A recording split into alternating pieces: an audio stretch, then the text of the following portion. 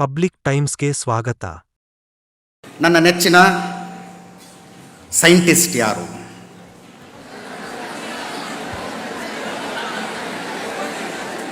ನನ್ನ ನೆಚ್ಚಿನ ಕ್ರೀಡಾಪಟು ಯಾರು? ನನ್ನ ನೆಚ್ಚಿನ ನಟ ಯಾರು? ನನ್ನ ನೆಚ್ಚಿನ ಆಟಗಾರ ಯಾರು? ಹಿಂಗೆ ಯೋಚನೆ ಮಾಡ್ತಾ ಹೋಗಿ. ಇವರ ಪೈಕಿ ಯಾರು ತಮ್ಮ ಅಕಾಡೆಮಿಕ್ಸ್ನಲ್ಲಿ ಅತ್ಯುತ್ತಮವಾಗಿ ವರ್ಕ್ ಮಾಡಿದ್ರು ಹೇಳಿ ನನಗೆ. ಯಾರು? ವೈ? ನಾನು ಮತ್ತೊಮ್ಮೆ ಹೇಳ್ತೀನಿ, ಯಾರನ್ನೂ ಡಿಸ್ಕರೇಜ್ ಮಾಡೋದಕ್ಕೆ ಹೇಳ್ತಾ ಇಲ್ಲ. ಇವ್ರ ಪೈಕಿ ಯಾರು PUC ಟಾಪರ್ ಆಗಿದ್ರು, SLC ಟಾಪರ್ ಆಗಿದ್ರು? ಇನ್ನು ನಾನು ಇನ್ನೊಂದು ನೆಕ್ಸ್ಟ್ ಕ್ವಶನಿಗೆ ಬರ್ತೀನಿ. ನನ್ನದೊಂದು ಅಸೈನ್ಮೆಂಟ್ ಇದೆ. ಕಳೆದ 50 ವರ್ಷದಲ್ಲಿ SLC ಫಸ್ಟ್ ರ್ಯಾಂಕ್ಗಳನ್ನು ತಗೊಂಡ್ರಲ್ಲ, ಅವ್ರದ್ದೆಲ್ಲರದ್ದು ಒಂದು ಲಿಸ್ಟ್ ಮಾಡಿ ಅವ್ರು ಈಗ ಎಲ್ಲೆಲ್ಲಿದ್ದಾರೆ, ಏನೇನು ಮಾಡ್ತಿದ್ದಾರೆ ಅಂತ ಚೆಕ್ ಮಾಡಿಸ್ಬೇಕು ಅಂತ. What are they? ಜೀವನದಲ್ಲಿ ಏನು ಗುರಿಯನ್ನು ಮುಟ್ಟಿದ್ರು? What I am trying to tell you is, ನೀವು ಪಡೆದಂಥ ಬೆಸ್ಟ್ ಮಾರ್ಕ್ಸ್ ಇದಾವಲ್ಲ, ಇದು ನಿಮ್ಮ ಬದುಕಿನ ಮುಂದಿನ ಒಂದು ಡೋರನ್ನು ಓಪನ್ ಮಾಡುತ್ತೆ ಅಷ್ಟೆ. ಒಂದು door. What is that door? You may get into the best engineering college, you may get into a medical college. ಅಲ್ಲೂ ಇಷ್ಟೇ ಅದ್ಭುತವಾಗಿ ಓದ್ತೀರಿ. ನಾಳೆ ದಿವಸ ಕ್ಯಾಂಪಸ್ ಸೆಲೆಕ್ಷನ್ ಅಂತ ಬಂದರೆ ಅದು ಒಂದು ಡೋರ್ ಓಪನ್ ಆಗತ್ತೆ ನಿಮಗೆ. ಅದರ ನಂತರದಿದೆಯಲ್ಲ, ನಿನ್ನ ಮಾರ್ಕ್ಸ್ ಎಷ್ಟು ಅಂತ ಯಾವನೂ ಕೇಳಲ್ಲ, ಯಾರೂ ಕೇಳಲ್ಲ. ನನ್ನ ಲೈಫಲ್ಲಿ ಇನ್ನೂ ತನಕ ಒಂದು ಕಡೆನೂ ನಿನ್ನ ಮಾರ್ಕ್ಸ್ ಎಷ್ಟು ಅಂತ ನಾನು ಕೇಳೇ ಇಲ್ಲ. ನನ್ನದೊಂದು ಜೀವನದಲ್ಲಿ ಒಂದು ಪ್ರತಿಜ್ಞೆ ಇದೆ, ಮಾರ್ಕ್ಸ್ ಎಲ್ಲಿ ಕೇಳ್ತಾರೆ ಮತ್ತು ಜಾತಿ ಎಲ್ಲಿ ಕೇಳ್ತಾರೆ ಅಲ್ಲಿ ನಂದು ಏನೂ ಕೆಲಸ ಇಲ್ಲ, ನಾನು ಅಲ್ಲಿಗೆ ಹೋಗೋದಿಲ್ಲ ಅಂತ. ಎಸ್,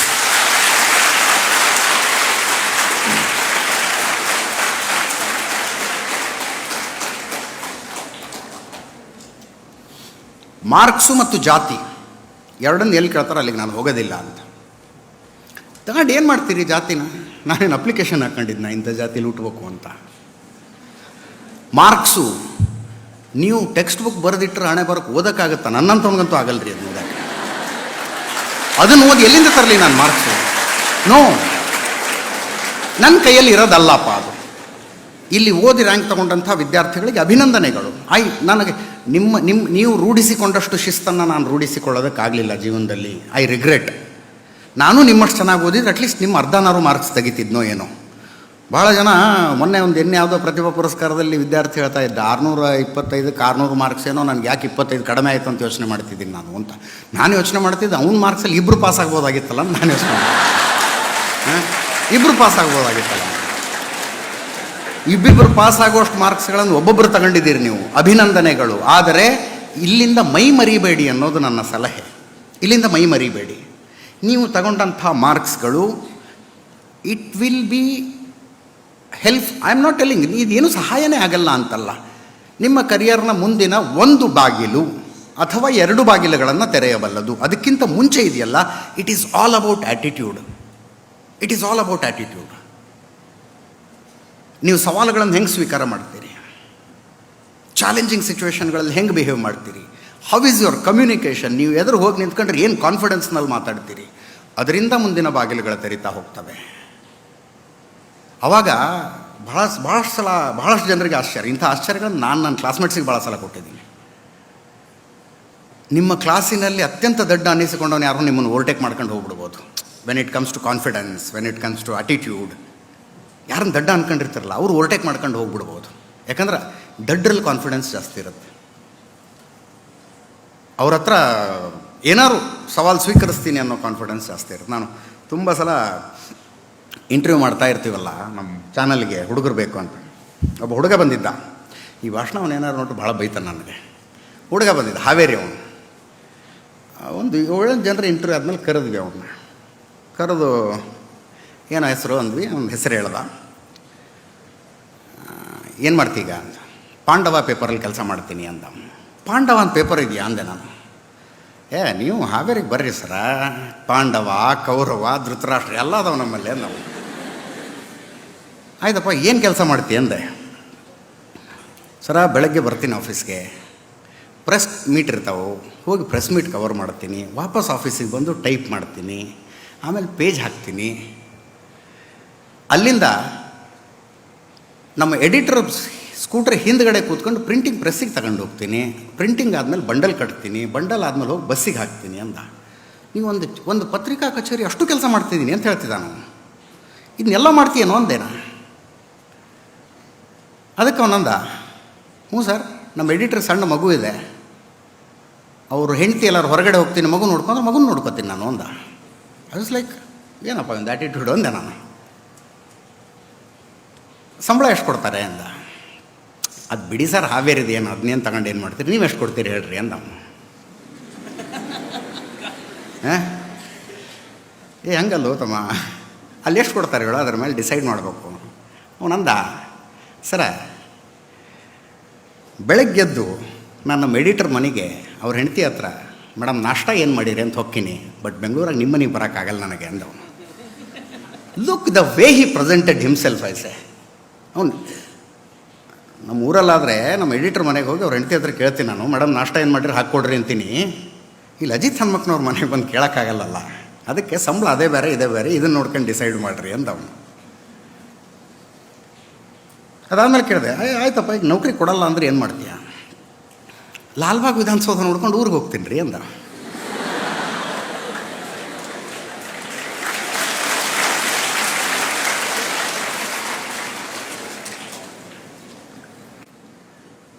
ಲಾಲ್ಬಾಗ ವಿಧಾನಸೌಧ ನೋಡ್ಕೊಂಡು ಊರಿಗೆ ಹೋಗ್ತೀನಿ, ನಮ್ದು ಹೆಂಗೂ ಪಾಂಡವ ಪೇಪರ್ ಇದ್ದೇ ಇತ್ತಲ್ಲ ಅಂತ. ನಾನು ಇಲ್ಲ, ಇವನು ಕೆಲಸಕ್ಕೆ ತಗೊಳ್ಳೇಬೇಕಂತ ಡಿಸೈಡ್ ಮಾಡಿದ್ದ, ತಗೊಂಡೆ. ಸುಮಾರು ವರ್ಷ ನನ್ನ ಜೊತೆ ಕೆಲಸ ಮಾಡಿದ್ಮೇಲೆ ಪಳಗ್ದ. ಇತ್ತೀಚೆಗೆ ನನಗೊಂದು ಸುದ್ದಿ ಬಂತು, ಅವನನ್ನು ಬೇರೆಯವ್ರು ಯಾರೋ ಆಫರ್ ಮಾಡಿ ಕರೀತಿದ್ದಾರೆ ಅಂತ. ಅವನು ಕರೆದು ಕುಡಿಸ್ಕೊಂಡು ನಿನಗೆ ಎಷ್ಟು ಸಂಬಳ ಬೇಕು ಹೇಳಿ ಮಾರ, ದಯವಿಟ್ಟು ಬಿಟ್ಟು ಹೋಗಬೇಡ ಅಂತ ಹೇಳಿದೆ. What is it? ಅವ್ನ ಮಾರ್ಕ್ಸ್ ಎಷ್ಟೋ ನಂಗೆ ಗೊತ್ತಿಲ್ಲ. ಅವನು SLC ರ್ಯಾಂಕ್ ತಗೊಂಡಿದ್ನಾ, ಫೇಲ್ ಆಗಿದ್ನಾ, ಫಸ್ಟ್ ಕ್ಲಾಸಾ, ಡಿಸ್ಟಿಂಕ್ಷನ್ನ, ಸೆಕೆಂಡ್ ಕ್ಲಾಸಾ, ಐ ಡೋಂಟ್ ನೋ. ಉತ್ತರ ಕರ್ನಾಟಕದ ಹಾವೇರಿ ಪಕ್ಕದ ಹಳ್ಳಿಯೊಳಗೆ ಒಂದು ಹುಟ್ಟಿ ಬೆಳೆದಂಥ ನೇಟಿವ್ ನಾಲೆಜ್ ಇತ್ತು ನೋಡ್ರಿ. ಆ ನೇಟಿವ್ ನಾಲೆಜ್ ಕಾರಣಕ್ಕಾಗಿ ಬಂದ ಅವನು. Today I can say is the asset. ಈ ಭಾಷಣ ಅವ್ನು ನೋಡ್ರೆ ಮತ್ತೆ ಸೊಕ್ಕ ಬಂದುಬಿಡುತ್ತೆ. ನಾವು ನಮ್ಮ ಆಫೀಸ್ನಾಗ ಕೆಲಸ ಮಾಡ್ತಾನೆ. ಅದು ಒಬ್ಬ ಮನುಷ್ಯನ ಕೈ ಹಿಡಿಯೋದು. ಅದು ಯಾರನ್ನು ಪಕ್ಕಕ್ಕೆ ಸರಿಸಿ ಆ ಹುಡುಗನ ಸೆಲೆಕ್ಟ್ ಮಾಡ್ಕೊಂಡಿದ್ದೆ ಅಂದರೆ, ಜರ್ನಲಿಸಮ್ನಲ್ಲಿ ಗೋಲ್ಡ್ ಮೆಡಲ್ ತಗೊಂಡು ಸ್ವತಃ ಆಗಿನ ರಾಷ್ಟ್ರಪತಿ ಅಬ್ದುಲ್ ಕಲಾಮರ ಕೈಯಿಂದ ಗೋಲ್ಡ್ ಮೆಡಲ್ ರಿಸೀವ್ ಮಾಡಿದವ್ರನ್ನ ಪಕ್ಕಕ್ಕಿಟ್ಟು ಐ ಹ್ಯಾಡ್ ಚೋಸನ್ ದಿಸ್ ಬಾಯ್.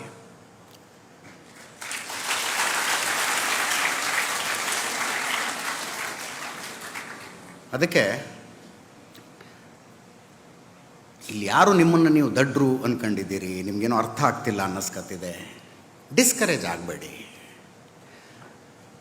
ಈ ಮಕ್ಕಳು, ರ್ಯಾಂಕ್ ಪಡೆದಿರೋ ಮಕ್ಕಳು ಯಾವ ಕಾನ್ಸಂಟ್ರೇಷನನ್ನು ಹಾಕ್ತಿದ್ದಾರೆ, ಯಾವುದಕ್ಕೆ ಸಮಯ ಕೊಡ್ತಾರೆ, ಅದನ್ನು ನೀವು ಯಾವುದ್ರಲ್ಲಿ ಹಾಕಬಹುದು, ಹಾಕ್ತಾ ಇದ್ದೀರಿ. ಯಾವುದರಲ್ಲೂ ಹಾಕ್ತಿಲ್ಲ ಅಂದ್ರೆ ನೀವು ಫೇಲ್ ಆಗೋದು ಗ್ಯಾರಂಟಿ, ಡೆಫಿನೆಟ್ಲಿ.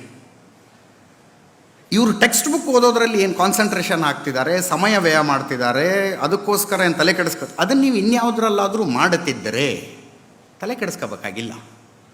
ನಂದು ಹಂಗೆ ಇತ್ತು ಕತೆ. ಕಾದಂಬರಿ ಓದಬೇಕು ಅಂದರೆ ಇದು ಭಾಳ ವರ್ಷಗಳ ತನಕ ಮುಂದುವರ್ಕೊಂಡು ಹೋಗಿದ್ದು. ಒಂದು ಸಲ ಹುಬ್ಳಿಗೆ ಬರಬೇಕು ಅಂತ ನಾನು ಬೆಂಗಳೂರಿಗೆ ಹೋಗಿದ್ದು. ಹೊಸ್ತು ಮೆಜೆಸ್ಟಿಕ್ ಬಸ್ ಸ್ಟ್ಯಾಂಡಲ್ಲಿ ಕೂತ್ಕೊಂಡು, ಬಸ್ ರಿಸರ್ವೇಷನ್ ಮಾಡಿಸಿದ್ದೀನಿ, ಮೆಜೆಸ್ಟಿಕ್ ಬಸ್ ಸ್ಟ್ಯಾಂಡಲ್ಲಿ ಕೂತ್ಕೊಂಡು ಪರ್ವ ಓದ್ತಿದ್ದೀನಿ. ಬಸ್ ಬಂದಿದ್ದು ಗೊತ್ತಿಲ್ಲ, ಹೋಗಿದ್ದು ಗೊತ್ತಿಲ್ಲ ನನಗೆ. ಓದೋದಂದ್ರೆ ಹಂಗೆ ಓದ್ಬಿಡ್ತಿದ್ವಿ. ಇವತ್ತು ಭಾಳ ಜನ ಕೇಳ್ತಾರೆ, ನೀವು ಮಾತಾಡೋದು ಚಂದ ಮಾತಾಡ್ತೀರಿ, ಬರೆಯೋದು ಚಂದ ಬರೀತೀರಲ್ಲ ಹೆಂಗೆ ಅಂತ. ಹಂಗೆ ಓದ್ತಿದ್ವಿ ರೀ. ಆ ಕಾರಣಕ್ಕೆ ರಾಜೀವ್ ದೀಕ್ಷಿತ್ ಅಂತ ಅವತ್ತು ಒಬ್ಬ ಅದ್ಭುತ ಭಾಷಣಕಾರ, ಸ್ವದೇಶಿ ಜಾಗರಣ ಮಂಚ ಅಂತ ಕಟ್ಕೊಂಬರ್ತಿದ್ರು ಅವರು. ಅವರು ಹುಬ್ಬಳ್ಳಿಗೆ ಬಂದ್ರೆ ನಮಗೂ ನಿದ್ದೆ ಇಲ್ಲ, ನೀರಡಿಕೆ ಇಲ್ಲ, ಊಟ ಇಲ್ಲ, ಈ ಮನೆ ಇಲ್ಲ. ಅವ್ರು ಎಲ್ಲಿ ಭಾಷಣ ಮಾಡ್ತಾರೆ ಅಲ್ಲಿ ಹೋಗ್ಬೇಕಪ್ಪ. ಅವ್ರು ಸ್ಟೇಜ್ ಮೇಲೆ ಹೆಂಗೆ ಬರ್ತಾರೆ, ಹೆಂಗೆ ಮಾತಾಡ್ತಾರೆ, ಮಾತಿನ ಮಧ್ಯೆ ಪಾಸ್ ಹೆಂಗೆ ಕೊಡ್ತಾರೆ, ಧ್ವನಿ ಏರಿಳಿತ ಹೆಂಗಿರುತ್ತೆ, ಸಬ್ಜೆಕ್ಟ್ ಹೆಂಗೆ ಪ್ರೆಸೆಂಟ್ ಮಾಡ್ತಾರೆ, ಅದನ್ನು ಕೇಳಿಸ್ಕೋಬೇಕು ನಾವು. ಅವ್ರು ಯಾವಾಗಾರು ಯಾರು ಕರೆದು ನಿಲ್ಲಿಸಿ ನಿನ್ನ ನೆಚ್ಚಿನ ಮಾತುಗಾರ ಯಾರು ಅಂದ್ರೆ ನಾನು ರಾಜೀವ್ ದೀಕ್ಷಿತ್ ಅಂತ ಹೇಳ್ತಾರೆ. ಅಷ್ಟು ಚಂದ ಮಾತಾಡೋರು. ಹುಚ್ಚಿತ್ತದು. ನಾನು ನನ್ನ ಸಮಯವನ್ನು, ತಾಳ್ಮೆಯನ್ನು, ಏಕಾಗ್ರತೆಯನ್ನು ಅಲ್ಲಿ ಕೊಡ್ತಾ ಇದ್ದೆ ಎಲ್ಲೋ ಒಂದು ಕಡೆ. ಹೌದು, ನನಗೆ sine theta into cos theta ಏನೋ ಟ್ಯಾನ್ ತೀಟಾ ಏನೋ ಐ ಡೋಂಟ್ ಅಂಡರ್ಸ್ಟ್ಯಾಂಡ್ ದ್ಯಾಟ್. ನಂಗೆ ಅರ್ಥ ಆಗೋದಿಲ್ಲ ಅದು. ಈ ತಾರೇ ಜಮೀನ್ ಪರ್ ಸಿನಿಮಾ ಬಂದಿತ್ತಲ್ಲ, ದರ್ಶಿಲ್ ಯಾರ್ದದು, ಅವ ಕ್ಲಾಸಲ್ಲಿ ಕೂತ್ಕೊಂಡಾಗ ಈ ಬ್ಲ್ಯಾಕ್ ಬೋರ್ಡಿಂದ ಅಂಕಿಗಳು ಬಂದಂಗೆ ಆಗ್ತಾ ಗೊತ್ತಾ, ಎಕ್ಸಾಕ್ಟ್ಲಿ ಹಾಗೆ ಆಗ್ತಿತ್ತು ನನಗೆ. ಆದರೆ ನಾನು ನನ್ನ ಸಮಯವನ್ನು, ನನ್ನ ಏಕಾಗ್ರತೆಯನ್ನು ಇನ್ನೆಲ್ಲೋ ಒಂದು ಕಡೆ ಕೊಡ್ತಾ ಇದ್ದೆ. ಅದನ್ನು ನೀವು ಕೊಡ್ತಾ ಇದ್ದೀರಾ? Are you giving it? Sports ಎಲ್ಲರೂ ಕೊಡಿ, ಯಾವುದೋ ಕಲೆಗಾರು ಕೊಡಿ, ಸಾಹಿತ್ಯಕ್ಕಾದರೂ ಕೊಡಿ, ಯಾವುದಕ್ಕಾದರೂ ಆ ಏಕಾಗ್ರತೆಯನ್ನು ನೀವು ಕೊಡ್ತಾ ಇದ್ದೀರಾ? ಆ ಸಮಯವನ್ನು ಕೊಡ್ತಾ ಇದ್ದೀರಾ? ಅದನ್ನು ಕೊಡ್ತಾ ಇದ್ದರೆ ಯಶಸ್ಸು ನಿಮ್ಮದಾಗತ್ತೆ. What is the definition of success ಗೊತ್ತಿಲ್ಲ. ನಾನು I always use to tell it is very subjective ಅಂತ. ಯಶಸ್ಸು, ಸಕ್ಸಸ್ ಅನ್ನೋದಕ್ಕೆ ಯೂನಿವರ್ಸಲ್ ಡೆಫಿನಿಷನ್ ಇಲ್ಲ. ಅದು ಅವರವ್ರಿಗೆ ಬಿಟ್ಟಿದ್ದ ಸಕ್ಸಸ್. ಅದು ಸಕ್ಸಸ್ ಅಂದರೆ ಏನು ಅನ್ನೋದು ಅವರವ್ರಿಗೆ ಬಿಟ್ಟಿದ್ದದು, ಅದರ ವ್ಯಾಖ್ಯೆ ಏನು ಅಂತ. ನಿಮ್ಮ ವ್ಯಾಖ್ಯೆ ನೀವು ಕಂಡ್ಕೋಬೇಕು. ನಿಮ್ಮ ಪಾಲಿಗೆ ಸಕ್ಸಸ್ ಏನು? ಒಬ್ಬೊಬ್ರಿಗೆ ಒಂದೊಂದು ಥರ ಇರುತ್ತದು. ನಾನು ಯಾವಾಗಲೂ ಅನ್ಕೋತಿದ್ದೆ, ಒಬ್ಬ ರೈತನ ಮಗ, ಹಳ್ಳಿ. ನಾನು ಕಾಂತೇಶ್ ಅವ್ರಿಗೆ ಈಗ ಹೇಳ್ತಿದ್ದೆ, ನಮ್ಮ ಊರಿಗೆ ಹೈಸ್ಕೂಲ್ ಆಗಿದ್ದು ಈ ವರ್ಷ. ನಾವೆಲ್ಲ 6 ಕಿಲೋಮೀಟ್ರ್ ನಡ್ಕೊಂಡು ಹೋಗ್ತಿದ್ವಿ ಹೈಸ್ಕೂಲಿಗೆ. ಹಕ್ಕಳಕ್ಕೆ ಚಪ್ಪಲಿ ಇದ್ರಿತ್ತು, ಇಲ್ಲದೆ ಇದ್ರಿಲ್ಲ. ಸೈಕಲ್ ಅಂದ್ರೆ ಅವಾಗ ನಮಗೆ ಲಕ್ಸುರಿ. ಹಂಗೆ ಹೈಸ್ಕೂಲ್ಗೆ ಹೋದ್ವಿ. PUC fail. ಅಂಥವನು ಇವತ್ತು ಕರ್ನಾಟಕದಲ್ಲಿ ಒಂದಷ್ಟು ಜನ ಗುರುತಿಸೋಷ್ಟು ಬೆಳೆದಿದ್ದೀನಲ್ಲಪ್ಪ, ನನಗೇನು ಸಕ್ಸಸ್ ಅಂದ್ರೆ ಇದೆ ಅಂತ ಅಂದ್ಕೊಂಡಿದ್ದೆ ನಾನು. ಆಯ್ತಲ್ಲ, I have led a successful life. ಮೊನ್ನೆ ನಿರ್ಭಯಾನಂದರದೊಂದು ಭಾಷಣ ಕೇಳ್ತಾ ಇದ್ದೆ, ವಾಟ್ ಈಸ್ ಸಕ್ಸಸ್? ಅದು ಕೇಳಿದ್ಮೇಲೆ ತಲೆ ಗಿರ್ರಂದೋಯ್ತು ನನಗೆ. What is success? ನೀವು ಏನನ್ನು ಸಾಧಿಸಬಹುದಾಗಿತ್ತು ಮತ್ತು ಏನನ್ನು ಸಾಧಿಸಿದ್ದೀರಿ, ಅದು ಎರಡರ ರೇಷಿಯೋ ಸಕ್ಸಸ್ಸು ಅಂತ ಹೇಳಿದ್ರು ಅವರು. ಏನನ್ನು ಸಾಧಿಸಬಹುದಾಗಿತ್ತು, ಏನನ್ನು ಸಾಧಿಸಿದ್ದೀರಿ, ಅದರ ರೇಷಿಯೋ. ಏನನ್ನು ಸಾಧಿಸಬಹುದಾಗಿತ್ತು, ಏನನ್ನು ಸಾಧಿಸಿದ್ದೀರಿ ಅನ್ನುವುದರ ಗ್ಯಾಪ್ ಜಾಸ್ತಿ ಇದ್ದರೆ ನೀವು ಎಷ್ಟು ಸಾಧಿಸಿದ್ರೂ ಸಾಧನೆ ಅಲ್ಲ ಅದು. ಅದರ ಗ್ಯಾಪ್ ಕಡಿಮೆ ಆಗಬೇಕು. ನಿಮ್ಮ ಕ್ಷಮತೆ ಎಷ್ಟಿತ್ತು, ನಿಮ್ಮ ಕೆಪ್ಯಾಸಿಟಿ ಎಷ್ಟಿತ್ತು, ನಿಮ್ಮ ಕೆಪಬಿಲಿಟಿ ಎಷ್ಟಿತ್ತು, ಅದಕ್ಕೆ ಹತ್ರ ಸಾಧನೆ ಮಾಡಿದ್ದೀರಾ, ಅದು ಸಾಧನೆ. ವಾಟ್ ಎವರ್ ಇಟ್ ಈಸ್, ಯಾವ ಕ್ಷೇತ್ರದಲ್ಲಿ ಮಾಡಿದ್ದೀರೋ, ಯಾವುದರಲ್ಲಿ ಮಾಡಿದ್ದೀರೋ, ನಿಮ್ಮ ಕ್ಷಮತೆ ಎಷ್ಟಿತ್ತು, ಅದಕ್ಕೆ ಸಮೀಪವಾದಂಥ ಸಾಧನೆಯನ್ನು ನೀವು ಮಾಡಿದ್ದೀರಾ. ಆ ಮಾತುಗಳನ್ನು ಕೇಳಿದ ನಂತರ ನಾನೇ ಕೂತ್ಕೊಂಡು ಯೋಚನೆ ಮಾಡಿದೆ, ನನ್ನ ಕ್ಷಮತೆ ಏನಿತ್ತು ಅಂತ. ನನಗಾದ ರಿಯಲೈಸೇಷನ್ನ ಇನ್ನೂ ಏನೇನೋ ಮಾಡಬಹುದಾಗಿತ್ತು. ನನ್ನ ಸಮಯವನ್ನು ಚಾನಲೈಸ್ ಮಾಡಿಕೊಂಡಿದ್ದರೆ, ಸಮಯವನ್ನು ಸರಿಯಾಗಿ ಉಪಯೋಗ ಮಾಡಿಕೊಂಡಿದ್ದರೆ ಈಗ ಮಾಡಿರೋದು ಏನೂ ಅಲ್ಲ, ಇನ್ನೂ ಏನೇನೋ ಮಾಡಬಹುದಾಗಿತ್ತು ನಾನು. Then I started understanding what I have got is not a success. ಇದು ಯಶಸ್ಸು ಅಲ್ಲ. ಹಾಗೆ ನಿಮ್ಮ ಪಾಡಿಗೆ ನೀವು ತಿಳ್ಕೋಬೇಕು, ಅದನ್ನು ನಿಮ್ಮ ಪಾಡಿಗೆ ನೀವು ತಿಳ್ಕೋಬೇಕು.